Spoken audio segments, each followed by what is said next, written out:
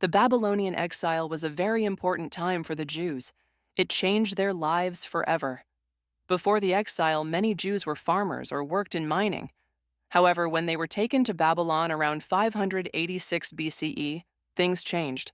In Babylon, Jews had to find new ways to live and work. They started to deal in trade and lending money instead. This shift was a big change from working in the fields to working with money and goods. Exactly, and this is where the Marashu family comes into the picture. Their archives show that Jewish families in Babylon were already acting as bankers and moneylenders by the 5th century BCE. This was new and much more profitable compared to farming or mining. They also had help from the Torah, their holy book, which allowed them to charge interest when lending money to non-Jews. This was an advantage for them. Yes, the Torah's teachings played a key role. Charging interest on loans to outsiders wasn't forbidden.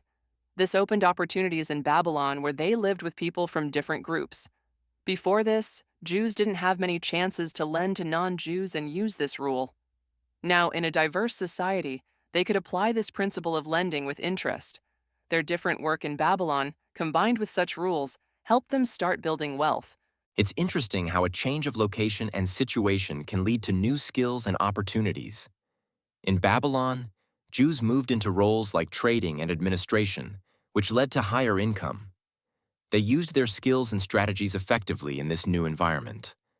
The Babylonian exile was indeed the start of a new chapter in their journey toward wealth. Their story during this time gives us a glimpse of how their wealth-building journey really began. As we continue our journey, let's explore how the Jewish diaspora spread across the Mediterranean. This spread wasn't just about moving from place to place. It was about preserving their culture while blending into new societies. Jews managed to keep their traditions alive, which was no small feat. They found themselves in great cities like Athens and Rome and adapted quite well. Their ability to integrate while maintaining their identity was remarkable. Yes, that balance was key. And in Rome, Jews found themselves playing important roles in trade. It wasn't just small-scale markets. They were involved in many commercial activities. They even managed gladiators back then, which many people might find surprising. These were like the sports stars of their time, and being part of such a business was very profitable. They knew how to step into opportunities wherever they went, showing their adaptability. Their involvement in these activities helped the Jewish community earn a reputation as smart traders and business people. The proficiency in languages and literacy they carried from their early education gave them an edge. They were some of the few who could read and write, making them effective in managing businesses and engaging in broader trade networks. All these skills were assets that naturally translated into success in numerous fields. Absolutely.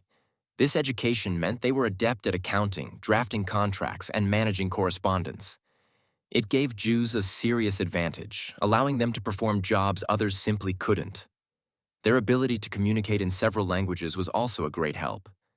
It put them in a position to facilitate different kinds of trade across the Mediterranean. As you can see, their integration wasn't just about surviving.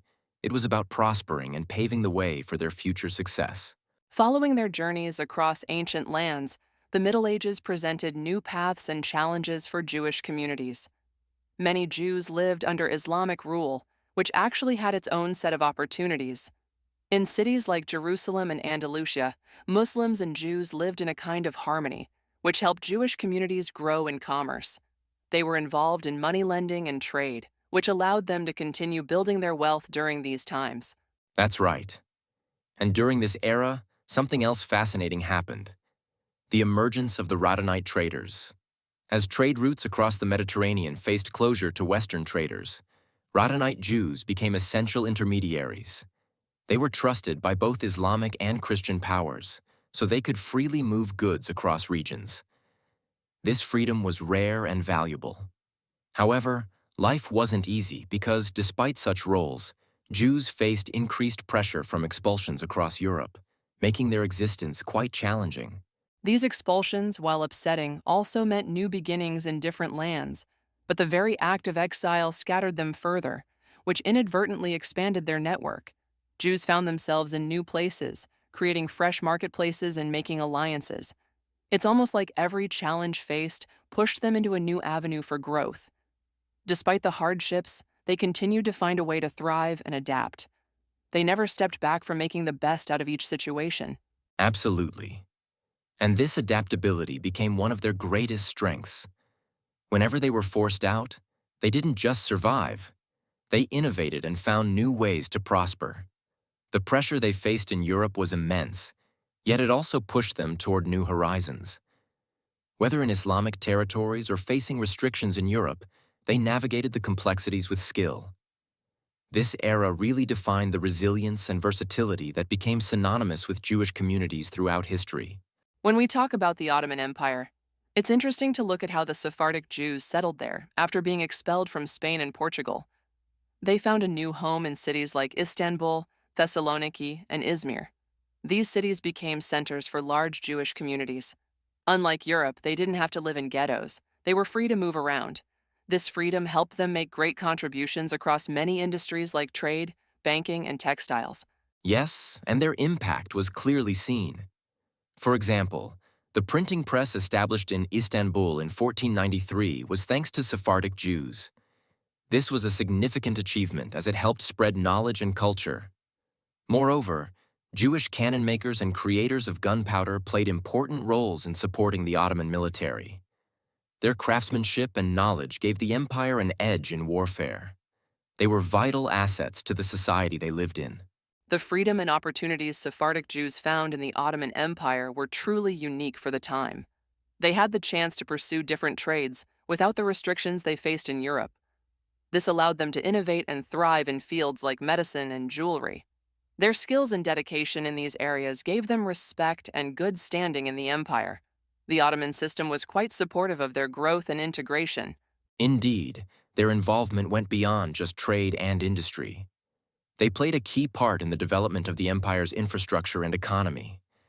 By being active participants in the local economy, they set the stage for future advancements. This partnership between the Jews and the Ottoman society benefited both parties. It's really an example of how integration and cooperation can lead to mutual success. Their story in the Ottoman Empire is a lesson in resilience and adaptation. After the events we discussed in the Ottoman Empire, it's interesting how the Jews found new paths in Europe, especially in banking. When they were allowed back into England, they didn't waste time. They saw the larger role finance was taking in that era. In the Netherlands, they took part in creating one of the first stock exchanges and were involved in key investments. Their skills in finance gave them an edge in new markets. That's fascinating. The Jews really showed their expertise in finance and trade. The Rothschild family is one of the best examples of this success. They started with Meyer Amschel Rothschild in Frankfurt and built a family business in banking that spread across Europe. They gave loans to governments and invested in big projects like railways. Such families became models for others who wanted to succeed in finance. Yes, the Rothschilds showed how the banking business could be done on an international level. But they weren't alone. Other Jewish families like the Barons Hirsch and Sassoon followed similar paths. They also gained influence by using financial strategies that were innovative for the time. It's amazing how their understanding of trade and finance helped Jews rise and become leading figures in these industries. Their talents shaped what we now know as modern finance. And what's interesting is how these families managed to keep their businesses running across various parts of Europe, despite many challenges. They created a wide network that let them move resources effectively, and this success offered a template for future generations. These early banking and financial innovations laid down the structure that allowed Jews to maintain their influence in finance. It's a story of vision and perseverance in the world of business. After all the history in Europe, many Jews had to find new places to live. A large number decided to go to America, especially from Russia and Poland. At first, they worked in modest trades like tailoring and shoemaking. However, they quickly adapted to the new environment, showing that they could turn any situation into an opportunity. America was a land of chances, and the Jews didn't let these opportunities go by. They worked hard to succeed. That's true, and in America, Jews didn't just stop at small trades. They soon made a huge impact in areas like commerce and finance. But where they really left their mark was in entertainment and media. During this time, these fields were just beginning to grow, and Jews took the chance to be part of it. Their influence was felt across American society as they became leaders in these industries, shaping how entertainment and media developed. The move to America opened new doors. For many Jewish families, this meant a new start and a chance to build a better life.